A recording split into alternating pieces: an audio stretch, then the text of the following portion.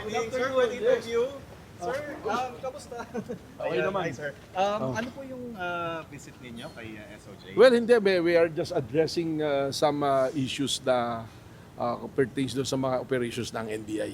Because we are filing mga cases dun sa mga tungkol doon sa mga nahuli natin na mga metal bars na substandards and some are loaded with hazardous materials which is will affect the health ng ating mga kababayan. Saan po yan, sir?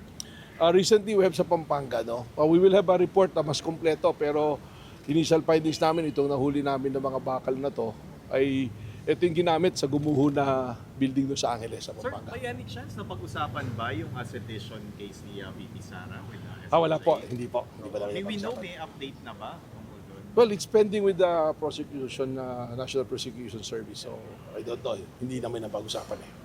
Kamusta, sir, kayo after yung... Well, very well. Salamat. Salamat sa pangangamusta. Okay naman po. Okay naman, sir. Babalik pa ba kayo? Tapos na. Tapos na po. I'm already dismissed as a witness. Unless ang defense, patawag ako because I'm also on the pre-trial order as the listed witness. Ano po? How would you address yung mga criticisms ng mga netizens sa pag-testify po ninyo? Well, that's normal. May kanya-kanyang point of view. But at the end of the day, it's just the impeachment court who will decide. At sa palagay ko naman, I was able to present kung ano yung mga basihan natin. It's being alleged the hearsay, but under the rule, this is an exception to the hearsay rule. Bakit? Because I'm now the custodial of the records na naiwan noon. Those are official records, and I'm testifying based on the records. Ano po?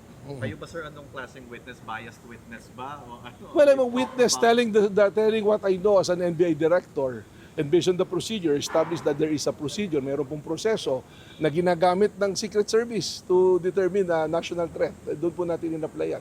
So, you will be the judge. It's a impeachment will be the judge kung bias ba yung testimony natin. Ano po? Pero okay lang naman, sir, na maging bias ang isang witness.